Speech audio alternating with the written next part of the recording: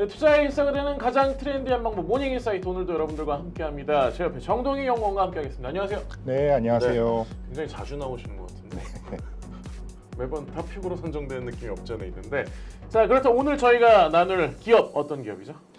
주식회사 SK이고요. SK그룹의 지주회사라고 보시면 되겠습니다. 네, SK는 사실 뭐 모르는 분이 없는 우리나라 대표적인 기업이지만 자 매출 구조에 대해서는 좀 얘기를 해봐야 될 것 같습니다. 네, 최근에 이제 문재인 대통령께서 미국 방문에 이제 성과를 내준 국내 4대 기업 총수들을 이제 최근 청와대로 초청을 하셔가지고 이제 뭐 그 공을 치하하는 뭐 이런 자리가 있었죠. 네. 거기에 SK그룹의 최태원 회장께서도 이제 참석을 하셨죠.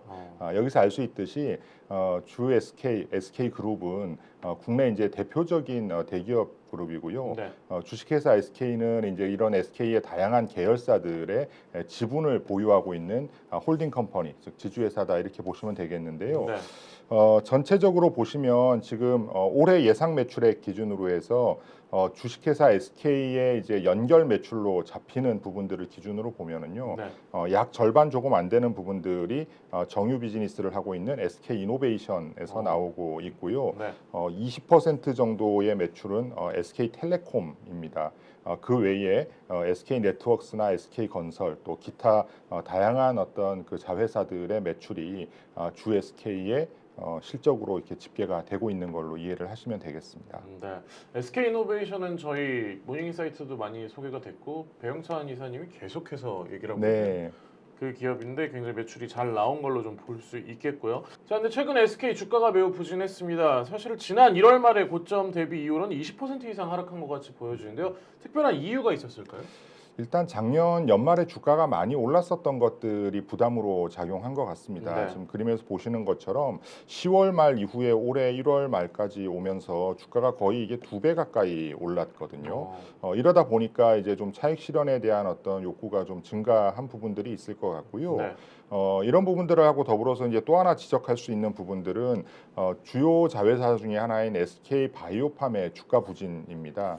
그 SK 바이오팜 같은 경우에는 다른 계열사들하고 다르게 유독 이제 주가가 좀 이렇게 약세를 보였는데요. 이런 부분들이 또 SK의 주가에도 영향을 좀 준 것으로 이렇게 저희가 생각을 하고 있습니다.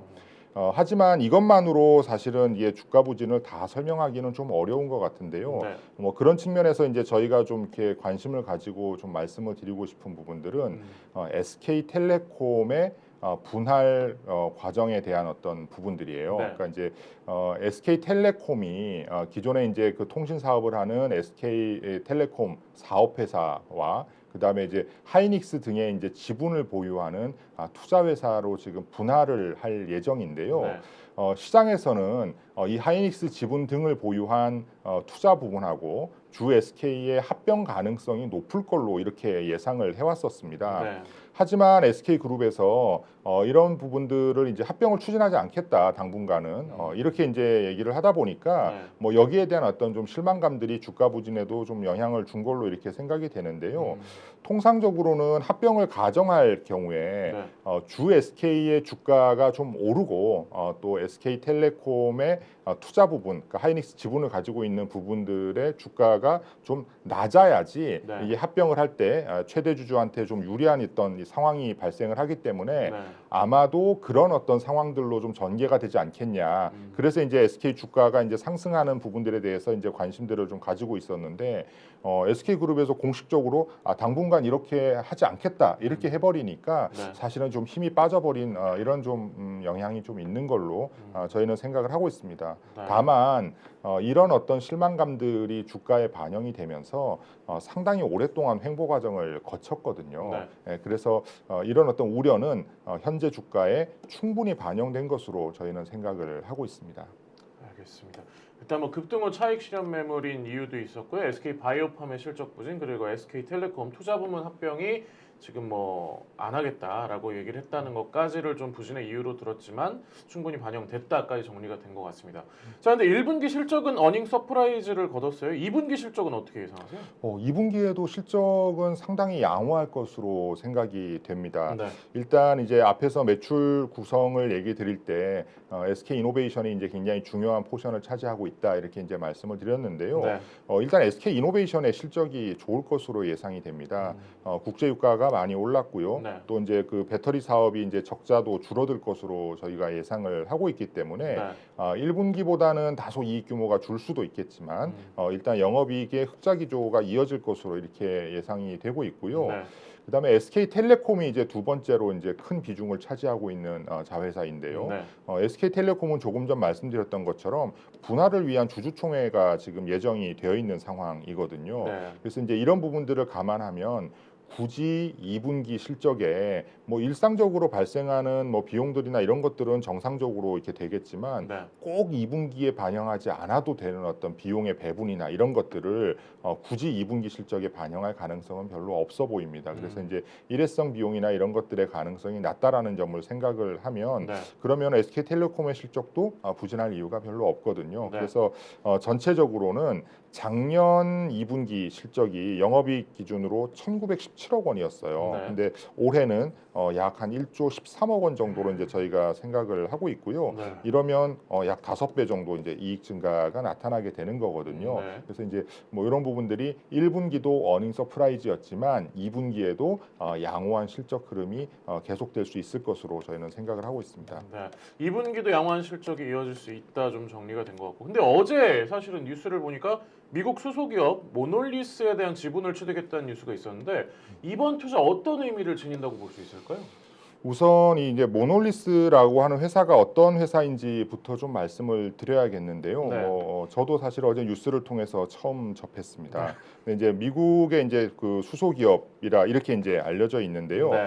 사실 수소를 생산하는 방법에는 굉장히 여러 가지 방법이 있어요. 하지만 지금 많은 수소들은 LNG를 개질해서 그래서 이제 LNG를 원료로 투입을 해가지고 수소를 뽑아내다 보니까 네. 그 과정에서 또 이제 이산화탄소와 같은 이제 오염 물질들이 배출이 이제 되는 거거든요. 그래서 사실은 수소 자체는 청정 에너지지만 네. 생산 과정도 이제 청정하냐에 대한 어떤 이슈가 있는 게 사실이에요. 네. 근데 이 모놀리스사라고 하는 회사는 천연가스의 주성분인 메탄을 이게 이제 수소하고 고체탄소로 이렇게 이제 분리를 하는 어떤 이런 방법을 세계 최초로 이제 개발한 회사고요. 네. 이 고체탄소를 만들어내다 보니까 이 고체탄소라는 거는 결국 이제 타이어나 이런 데 원료로도 쓰이는 뭐 카본 블랙이라고 하는데 네. 이제 그런 재료거든요. 그러니까 이제 생산 과정 중에서 뭐 이산화탄소 배출이 없어요. 그러니까 이제 생산된 수소도 청정 에너지이지만 수소를 생산하는 과정에서도 이제 이산화탄소 배출이 없는 이런 어떤 이제 친환경 수소 중에 하나인 청록 수소라는 거를 생산하는 방법을 개발하고 네. 이거를 이제 대량 생산에도 이제 성공한 이런 업체로 이제 볼 수 있겠는데요. 사실은 SK 그룹의 전체 어떤 그 자산 규모라던가 매출 규모에 비하면 정확하게 알려지진 않았지만 어제 투자 규모는 수백억 원 정도 수준이니까 뭐 아주 큰 비중을 차지하는 걸로 이렇게 이제 보기는 어렵습니다. 네. 하지만 SK그룹은 일관되게 수소의 생산 또 저장, 운송까지 걸치는 이제 전 과정에 대해서 밸류체인을 갖춰서 ESG 경영을 강화하겠다 이렇게 이제 뭐 밝혀온 바가 있기 때문에 네. 이번에 모놀리스사의 인수도 이러한 어떤 ESG 경영을 강화하는 데 목표 이런 목표에 이제 한 발 더 다가선 어떤 조치로 판단이 됩니다. 저희가 ESG 포럼 같은 걸 할 때도 항상 SK 쪽 사람들을 네. 부르고 얘기를 듣고 하는 걸 보면 SK가 ESG 쪽에 확실히 관심이 많은 것 같아요. 네, 그런 것 같습니다. 네. 알겠습니다. 자, 향후 그럼 저희가 주가를 예측할 때 있어서 고려해야 될 이벤트나 뉴스가 있다면 뭐가 있을까요? 지금까지 이제 말씀드린 것 외에 좀 이렇게 생각해야 될 부분들은 우선 이제 자회사의 IPO가 이제 있을 수 있겠어요. 그러니까 SK 바이오팜이 이제 상장을 진행을 하면서 SK의 주가가 이제 크게 올랐던 기억들을 투자자분들께서 다 가지고 계실 텐데요. 네. 지금 SK 그룹에는 이제 뭐 과거의 SK 바이오팜처럼 굉장히 튼실한 비상장 회사들이 다수 포진해 있고요. 네. 이 회사들이 뭐 점차 이제 상장을 할 예정이기 때문에 언제 어떤 회사가 상장이 되느냐, 또 그 부분에 대한 투자자들의 기대가 얼마나 높게 형성이 되느냐 하는 부분들이 향후 주가에도 영향을 줄 수 있을 것으로 생각을 하고요. 네. 또 하나는 배당과 관련된 부분입니다.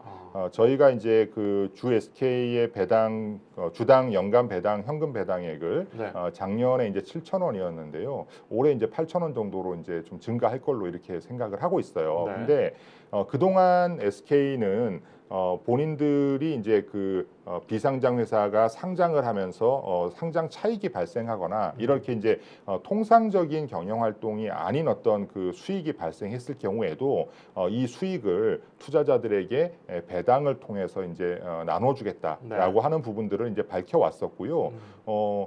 SK 바이오팜의 상장을 통해 가지고 이제 그런 부분들이 일정 부분 이제 조건이 충족이 되었거든요. 네. 그래서 이제 얼만큼 저희는 이제 한 1,000원 정도 배당금이 올라가는 걸로 이렇게 가정을 하고 있지만 만약에 올해 2021년도 배당금이 저희 예상보다 높은 수준으로 간다라고 하면 지금 8,000원 기준으로도 지금 배당 수익률이 한 2.9% 정도 되거든요. 네. 근데 이제 이거보다 높은 배당 수익률을 기대할 수 있게 된다라고 하면 이런 부분들도 주 SK 주가에 긍정적인 모멘텀으로 작용할 수 있을 것으로 생각이 됩니다. 네. 자, 배당까지 좀 얘기를 나눠봤고요. 오늘 SK에 대해서 얘기를 해봤습니다. SK 지주사라고 보면 될 것 같은데 오늘 리포트의 제목은 휴식은 이만하면 됐다였습니다.